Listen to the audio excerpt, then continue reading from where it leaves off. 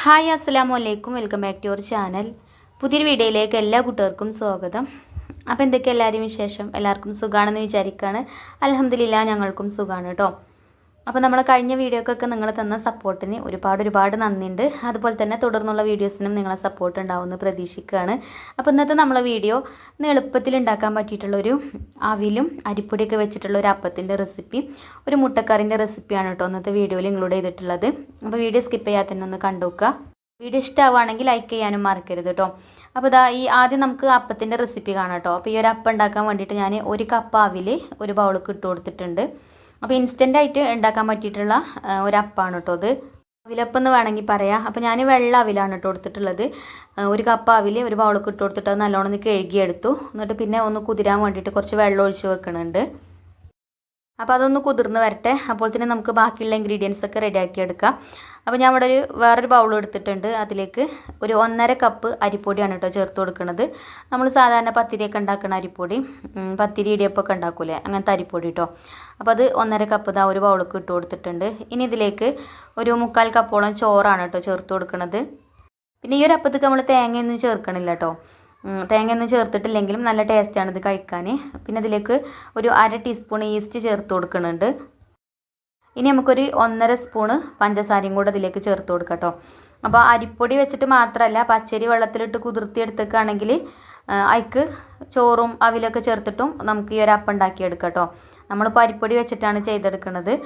ഇനി നമ്മൾ അവിൽ വെള്ളത്തിലിട്ട് വെച്ച് കഴിഞ്ഞാലോ അതിപ്പോൾ കുതിർന്ന് വന്നിട്ടുണ്ട് കേട്ടോ. ഇനി നമുക്ക് ആ വെള്ളത്തിൽ നിന്ന് അതിങ്ങനെ പിഴിഞ്ഞിട്ട് ഇതിലേക്ക് ചേർത്ത് കൊടുക്കാം.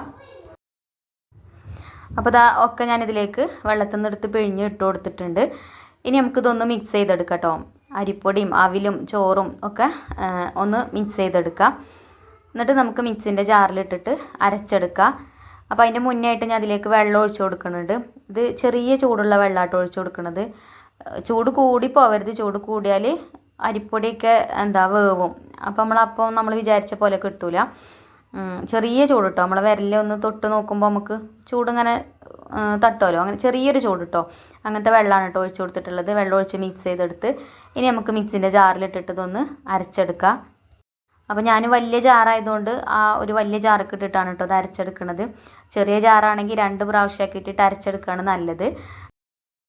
അരക്കുമ്പം പിന്നെ വെള്ളം വേണമെന്നുണ്ടെങ്കിൽ വീണ്ടും ചേർത്ത് കൊടുക്കാം കേട്ടോ. അപ്പോൾ ഇത് അരച്ചെടുക്കുന്ന സമയത്ത് ഒന്നങ്ങോട്ട് അടിച്ചെടുത്തിട്ട് പിന്നെ തുറന്ന് നോക്കിയപ്പോൾ വെള്ളത്തിൻ്റെ കുറവുണ്ടായിന്. അപ്പോൾ കുറച്ചും കൂടെ വെള്ളം ഒഴിച്ചിട്ടാണ് കേട്ടോ അരച്ചെടുത്തിട്ടുണ്ടായിരുന്നത്. ഇനി നമുക്കിതൊരു കാസറോൾക്ക് മാറ്റാം. അപ്പോൾ ഞാൻ കാസറോൾക്കാണ് മാറ്റുന്നത്. നിങ്ങൾ ഏതെങ്കിലും അടച്ചു വെക്കാൻ നല്ല ടൈറ്റ് ഉള്ള അടപ്പുള്ള പാത്രം ഉണ്ടാവുമല്ലോ, അങ്ങനത്തെ പാത്രത്തേക്ക് ഒഴിച്ചു കൊടുക്കുകയാണെങ്കിൽ നല്ലതാണ് കേട്ടോ. എന്നാൽ എളുപ്പത്തിൽ പൊങ്ങി വരും. നമ്മളിതിനിപ്പോൾ ഒരുപാട് സമയമൊന്നും റെസ്റ്റ് ചെയ്യാൻ വെക്കണില്ല. അതുകൊണ്ടാണ് നമ്മൾ ഈസ്റ്റ് ചേർത്ത് കൊടുത്തത്. അപ്പോൾ കാസറോളിലാവുമ്പോൾ പെട്ടെന്ന് തന്നെ പൊങ്ങി വരും കേട്ടോ. ഇപ്പോൾ തണുപ്പുള്ള കാലാവസ്ഥയും കൂടെ അല്ലേ. അപ്പോൾ ഞാൻ 1 മണിക്കൂർ കഴിഞ്ഞിട്ടാണ് കേട്ടോ പിന്നെ ഈ മാവിൻ്റെ അടുത്ത് വന്ന് നോക്കിയത്. അപ്പോൾ തന്നെ ഇതാ കണ്ടോ, മാവ് പൊങ്ങി പുറത്തേക്ക് ഒലിച്ച് വന്നിട്ടുണ്ട് കേട്ടോ. 6 മണിയൊക്കെ ആയപ്പോഴാണ് ഞാൻ മാവ് റെഡിയാക്കി വെച്ചത്. ഇപ്പം 7 മണി ആയിട്ടുണ്ട് സമയം. ഇന്ന് പിന്നെ മദ്രസ ഒന്നും ഇല്ലാത്തതുകൊണ്ട് ആക്കം പോലെയൊക്കെ ബ്രേക്ക്ഫാസ്റ്റ് റെഡി ആയാൽ മതി. അപ്പോൾ ഇനി നമുക്ക് മാവക്കുള്ള ഉപ്പ് ഇട്ട് കൊടുക്കാം കേട്ടോ. എന്നിട്ട് അപ്പം ചുട്ടെടുക്കാം. അപ്പോൾ ഉപ്പ് ഞാൻ ചുട്ടെടുക്കുന്ന സമയത്താണ് ചേർക്കൽ. അതിപ്പോൾ ദോശമാവാണെങ്കിലും അങ്ങനെ തന്നെ. മാവ് കൂട്ടി വെക്കുന്ന സമയത്ത് ഉപ്പ് ചേർക്കലില്ല കേട്ടോ. ഇനി നമ്മളെ സാധാരണ അപ്പച്ചട്ടിയിലാണ് ഞാൻ ചുട്ടെടുക്കുന്നത്. നമ്മളെ വെള്ളപ്പച്ചട്ടി ഉണ്ടല്ലോ, പാലപ്പച്ചട്ടിയിലും ചുട്ടെടുക്കാം കേട്ടോ. ഞാൻ അതിൽ എങ്ങനെ എണ്ണ തടവി കൊടുത്തിട്ട് ഈ ഒരു രീതിയിലാണ് കേട്ടോ ഞാൻ അപ്പം ചുട്ടെടുക്കുന്നത്. നിങ്ങൾക്ക് ഇഷ്ടമുള്ള പോലെ ചുട്ടെടുക്കുക. നോൺ സ്റ്റിക്കിൻ്റെ പാനിലാണെങ്കിൽ എണ്ണയൊന്നും ചേർക്കേണ്ട ആവശ്യമില്ല. നമ്മൾ സാധാരണ ദോശയൊക്കെ ചുട്ടെടുക്കണ പോലെ അങ്ങനെ ചുട്ടെടുക്കാം കേട്ടോ. പിന്നെ അവിലൊക്കെ ചേർത്തത് കൊണ്ടേ നല്ല സോഫ്റ്റ് ആയിട്ടത്. അവിലും അരിപ്പൊടിയും ചോറും അല്ലേ നമ്മൾ ചേർത്തിക്കണത്. അപ്പോൾ അതുകൊണ്ട് തന്നെ നല്ല സോഫ്റ്റാണ് പറഞ്ഞാൽ നല്ല സോഫ്റ്റാണ് കേട്ടോ. വായിലിട്ട് അലിഞ്ഞു പോകുന്നൊക്കെ പറയില്ലേ, ആ ഒരു രീതിയിൽ അത്രക്കും സോഫ്റ്റ് ആട്ടോ. അപ്പോൾ ഞാൻ ചട്ടിയിൽ എണ്ണ തടവി കൊടുത്തിട്ട് ഒരു തവി മാവ് ഒഴിച്ചു കൊടുത്ത് ജസ്റ്റ് വെറുതെ ഒന്നിങ്ങനെ അതിൻ്റെ മേലെ ഒന്നും ഇങ്ങോട്ട് ചുറ്റിച്ചാൽ മതി. നല്ലോണം കട്ടി കുറക്കേണ്ട ആവശ്യമില്ല. എന്നിട്ട് ഒന്ന് തുറന്ന് വെച്ചിട്ട് പിന്നെ മേലെ ഭാഗമൊക്കെ വെന്ത് വന്നതിന് ശേഷം നമുക്ക് ചട്ടിയിൽ നിന്ന് മാറ്റി കൊടുക്കാം. അപ്പോൾ അതിൻ്റെ ഒരു വക്കൊക്കെ മൊരിയിച്ചെടുക്കണമെങ്കിൽ കുറച്ച് നേരം അങ്ങനെ തുറന്ന് വെച്ചാൽ മതി കേട്ടോ ചട്ടിയിൽ. അപ്പോൾ അതിൻ്റെ ആ വക്കൊക്കെ മൊരിഞ്ഞ് നല്ല ഉഷാറായിട്ട് കിട്ടും. അപ്പോൾ ഞാനിപ്പോൾ ഈ ഒരു രീതിയിലാണിത് ചുട്ടെടുക്കുന്നത്. ഓരോ തവി മാവ് ഒഴിച്ചിട്ട് അടച്ചു വെക്കുക. അടച്ചു വെച്ച് കുറച്ച് കഴിയുമ്പോൾ തന്നെ അപ്പം വെന്ത് കിട്ടും. പിന്നെ ഒന്ന് തുറന്ന് വെച്ചിട്ട് കുറച്ച് സമയം ഒന്ന് തുറന്ന് വെക്കണം കേട്ടോ. അല്ലെങ്കിൽ ഞാൻ പറഞ്ഞല്ലോ നല്ല സോഫ്റ്റാണിത്. അപ്പോൾ ചട്ടിയിൽ നിന്ന് എടുക്കുമ്പോൾ ചട്ടുകൊത്തുമ്പോൾ തന്നെ ചിലപ്പോൾ ഒട്ടിപ്പിടിക്കുക അല്ലെങ്കിൽ പൊട്ടി പോകാനൊക്കെ ചാൻസ് ഉണ്ട്. അപ്പോൾ നമ്മൾ അവിലപ്പം ഒന്ന് ട്രൈ ചെയ്ത് നോക്കോണ്ടിട്ടോ. അതുപോലെ ട്രൈ ചെയ്ത് നോക്കാത്ത കൂട്ടുകാർ, ഞാൻ ഇപ്പോൾ വെള്ള അവിലാണ് എടുത്തിരുന്നത്. ഇനിയിപ്പോൾ വെള്ള അവിലില്ലെങ്കിൽ സാധാ വേറൊരു കളറുള്ള അവിലുണ്ടല്ലോ, അങ്ങനത്തെ അവിലാണെങ്കിലും കുഴപ്പമില്ല കേട്ടോ. വെള്ള അവിലാവുമ്പോൾ വെള്ള അപ്പൈകാരം കിട്ടുക. ഇനി നമുക്ക് ഇതിക്കൊരു മുട്ടക്കറി ഉണ്ടാക്കാം കേട്ടോ. അപ്പോൾ ഞാനിത് അവിടെ മുട്ട പുഴുങ്ങിയെടുക്കുകയാണ്. മുട്ട കുക്കറിൽ പുഴുങ്ങിയെടുക്കുമ്പോൾ എളുപ്പമാണ്, അങ്ങനെ പൊട്ടിപ്പോവാതെ നല്ല വൃത്തിയായിട്ട് തന്നെ കിട്ടും. അപ്പോൾ മുട്ടമ്മ എന്തെങ്കിലും അഴുക്കും കാര്യങ്ങളൊക്കെ ഉണ്ടോ നോക്കിയിട്ട് അതൊക്കെ നല്ലോണം കഴുകിയിട്ടാണ് കേട്ടോ കുക്കർക്ക് ഇട്ട് കൊടുത്തിട്ടുണ്ടായിരുന്നത്. പിന്നെ കുറച്ച് കല്ലുപ്പും ഇട്ട് കൊടുത്തിട്ടുണ്ട്. വെള്ളം ഒഴിച്ചിട്ട് നമുക്കിത് അടച്ച് വെച്ചിട്ട് ഒരു വിസിലടുപ്പിച്ചിട്ട് വേവിച്ചെടുക്കാം. ഒറ്റ വിസിലടിച്ചാൽ മതി. അപ്പോൾ അത് ഞാനിവിടെ അടുപ്പത്ത് വെച്ചിട്ടുണ്ട്. പിന്നെ അപ്പം ചുട്ട് കഴിഞ്ഞിട്ടില്ല കേട്ടോ, അപ്പം ചുട്ടെടുക്കണമുണ്ട്. ഇനി നമുക്ക് ഈ ഒരു മുട്ടക്കറിക്ക് സവാള വേണം. അപ്പോൾ സവാളയൊക്കെ തൊലി കളയാനും അരിയാനൊക്കെ ഉണ്ട്. അപ്പോൾ അതൊക്കെ ഇതിൻ്റെ ഇടയിൽ നമുക്ക് ചെയ്യാം കേട്ടോ. അങ്ങനെ ഞാൻ 2 സവാളയൊക്കെ തൊലി കളഞ്ഞ് കഴുകി ഒന്ന് കുറച്ച് വലിയ പീസാക്കി കട്ട് ചെയ്തെടുത്തിട്ടുണ്ട്. അപ്പോൾ ഇത് ചോപ്പറിൽ ഇട്ട് കൊടുക്കാൻ വേണ്ടിയിട്ടാണ് കേട്ടോ. ചോപ്പറിലിട്ട് ചോപ്പ് ചെയ്തെടുത്താൽ നമ്മൾ സവാള നല്ല ചെറിയ ഇതായിട്ട് കിട്ടും. അപ്പോൾ അങ്ങനെ ചോപ്പ് ചെയ്ത് കണ്ടാണ് വേണ്ടത്. അപ്പോൾ ഇതാ ഞാൻ ചോപ്പർക്ക് ഇട്ട് കൊടുത്തിട്ടുണ്ട് കേട്ടോ. ഈ ഒരു ചോപ്പർ നല്ല സുഖമാട്ടോ, അങ്ങനെ വലിച്ച് എടുക്കുന്ന ചോപ്പർ ഉണ്ടല്ലോ, അങ്ങനെയല്ല, അത് കൈകൊണ്ട് ഇങ്ങനെ ഒന്ന് പുഷ് ചെയ്ത് കൊടുത്താൽ മതി, എളുപ്പത്തിലാവും ചെയ്യും കേട്ടോ. അത് വാങ്ങിച്ചിട്ട് ഇപ്പോൾ ഒരു 2 വർഷത്തോളം ആയിട്ടുണ്ടാവും. ഇപ്പോഴും ഇത് യൂസ് ചെയ്യുന്നുണ്ട് കേട്ടോ, ഒരു കുഴപ്പമില്ല. നമ്മൾ ഗ്രോസ് സ്റ്റോറിൽ നിന്ന് വാങ്ങിയതേനും. അന്ന് റേറ്റ് എത്രയാണ്, 167 രൂപയ്ക്ക് തോന്നുന്നുണ്ട് കേട്ടോ റേറ്റ്. നല്ലൊരു ചോപ്പറാണ്. അല്ലെങ്കിലും ഗ്രോസ് സ്റ്റോറത്തെ സാധനങ്ങൾക്കൊക്കെ റേറ്റ് വളരെ കുറവാണ് കേട്ടോ. നമ്മളെ കിച്ചണിൽ ഒരുപാട് പ്രൊഡക്റ്റുകളുണ്ട് ഗ്രോസ് സ്റ്റോറത്തത്. ഞാൻ ഇപ്പോൾ ഈ അപ്പച്ചട്ടിയിൽ എണ്ണ തടവി കൊടുക്കണ ഒരു ബ്രഷ് ഉണ്ടല്ലോ, അതൊക്കെ ഗ്രോസ് സ്റ്റോറിൽ നിന്ന് വാങ്ങിച്ചത് തന്നെയാണ് കേട്ടോ. നമ്മളെപ്പോലെയുള്ള സാധാരണ ആൾക്കാർക്കൊക്കെ വാങ്ങിക്കാൻ പറ്റിയിട്ടുള്ള റേറ്റും കാര്യങ്ങളൊക്കെ ഉള്ളൂ. പിന്നെ ഞാനിന്ന് എൻ്റെ വീട്ടിലാണ് കേട്ടോ. ഇവിടെ മക്കളൊക്കെ എല്ലാവരും ഉണ്ടായതുകൊണ്ട് ഭയങ്കര ഒച്ചയും വിളിയാണ്. ഞാൻ വാതിലൊക്കെ അടച്ചിട്ടാണ് വോയിസ് കൊടുക്കാനിരിക്കുന്നത്, എന്നാലും ഇടയ്ക്ക് വന്ന ഒച്ചയും വിളിയൊക്കെ ഉണ്ട്. അപ്പോൾ അതൊക്കെ നിങ്ങൾ ക്ഷമിക്കിട്ടോ. അപ്പോൾ നമുക്ക് മുട്ടൻ്റെ തൊലിയൊക്കെ ഒന്ന് കളഞ്ഞെടുക്കട്ടോ. മുട്ടയൊക്കെ വെന്തിട്ടുണ്ട്. ഇപ്പം ഒറ്റൊന്നും പൊട്ടിപ്പോവാതെ കിട്ടിക്കണം കേട്ടോ. മറ്റത് ഞാൻ ആദ്യമൊക്കെ മുട്ട പുഴുങ്ങുമ്പോഴേ കുക്കറിലല്ല പാത്രത്തിൽ തന്നെയാണ് പുഴുങ്ങല്. അപ്പം ഏതെങ്കിലും ഒന്ന് പൊട്ടി ആ വെള്ളത്തിലാകെ കലങ്ങി വൃത്തികേടായിട്ടുണ്ടാവും. അപ്പോൾ ഇങ്ങനെ ആകുമ്പോൾ ഒരു കുഴപ്പമില്ല കേട്ടോ. അങ്ങനെ മുട്ടൻ്റെ തൊലിയൊക്കെ കളഞ്ഞെടുത്ത് പിന്നെ അവിടെ ഒരു പാൻ അടുപ്പത്ത് വെച്ചിട്ട് അതിലേക്കൊരു 1.5 സ്പൂണോളം വെളിച്ചെണ്ണ ഒഴിച്ച് കൊടുത്തിട്ടുണ്ട്. എന്നിട്ട് ഒരു 1/2 ടീസ്പൂൺ മുളക് പൊടിയും 1/4 ടീസ്പൂൺ മഞ്ഞൾപ്പൊടിയും കൂടെ ചേർത്തിട്ട് സ്പൂൺ കൊണ്ട് നല്ലോണം ഒന്ന് മിക്സ് ചെയ്തെടുക്കുന്നുണ്ട്. ചെറിയ തീയിലിട്ടിട്ട് വേണം കേട്ടോ ചെയ്യാൻ, അല്ലെങ്കിൽ എണ്ണ ചൂട് ഏറിക്കഴിഞ്ഞാലേ ആ പൊടികളൊക്കെ കരിയും കേട്ടോ. അപ്പോൾ ചെറിയ തീയിലിട്ടിട്ട് ചെയ്യുക. ഇനി നമ്മൾ പുഴുങ്ങി വെച്ച മുട്ട ഉണ്ടല്ലോ, അത് ഇതിലേക്ക് ചേർത്തിട്ട് ഒന്ന് ഫ്രൈ ചെയ്തെടുക്കുക. അപ്പോൾ നമ്മൾ സാധാരണ ഉണ്ടാക്കുന്ന രീതിയിലല്ല കേട്ടോ ഈ ഒരു മുട്ടക്കറി ഉണ്ടാക്കുന്നത്. നല്ല ടേസ്റ്റ് അങ്ങനെ ഉണ്ടാക്കിയാൽ.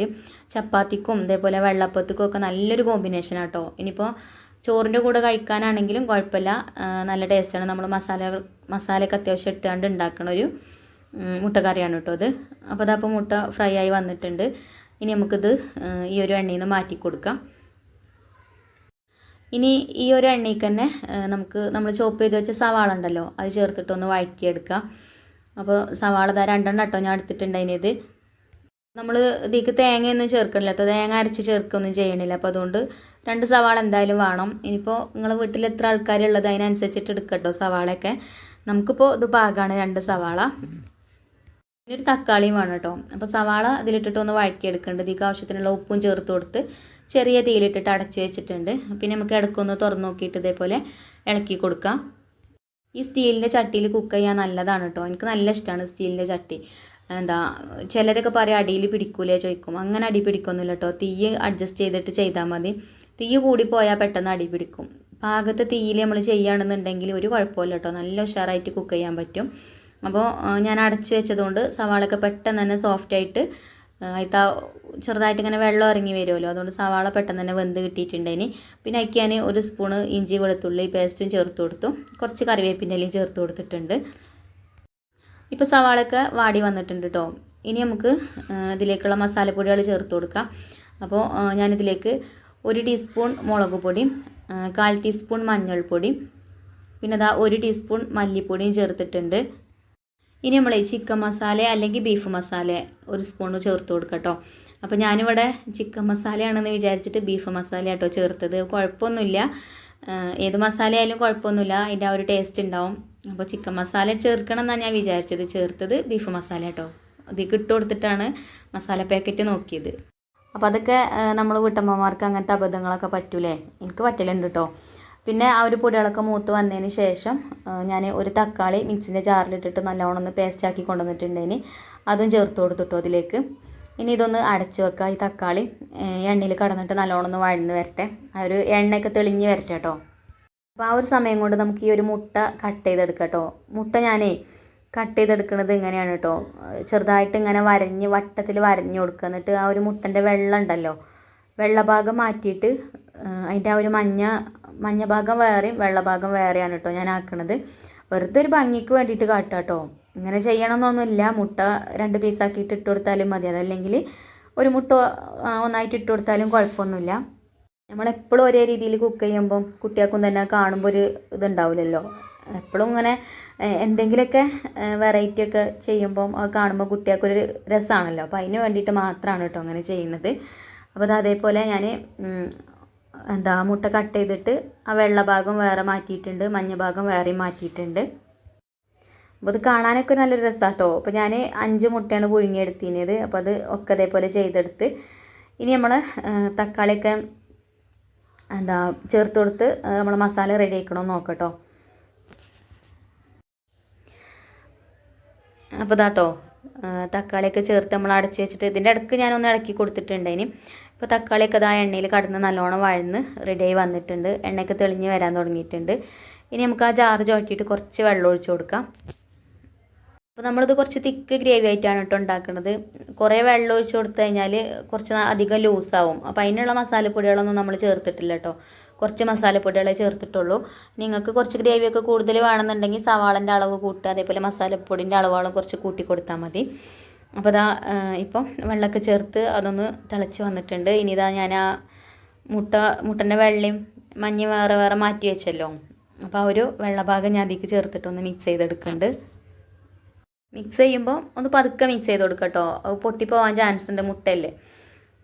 ഇതേപോലെ മിക്സ് ചെയ്തെടുത്തതിന് ശേഷം പിന്നെ നമ്മൾ മഞ്ഞ മാറ്റി വെച്ചിട്ടുണ്ടല്ലോ അതും ചേർത്തിട്ടൊന്ന് മിക്സ് ചെയ്തെടുക്കുക. മിക്സ് ചെയ്യുമ്പോൾ പതുക്കെ മിക്സ് ചെയ്യണം കേട്ടോ, അല്ലെങ്കിൽ ആ ഒരു മുട്ടൻ്റെ ആ മഞ്ഞയൊക്കെ ഉണ്ടല്ലോ എളുപ്പം ഇതിൽ കലരും. അപ്പോൾ ഇതേപോലെ പതുക്കെ ഒന്ന് മിക്സ് ചെയ്ത് കൊടുക്കുക.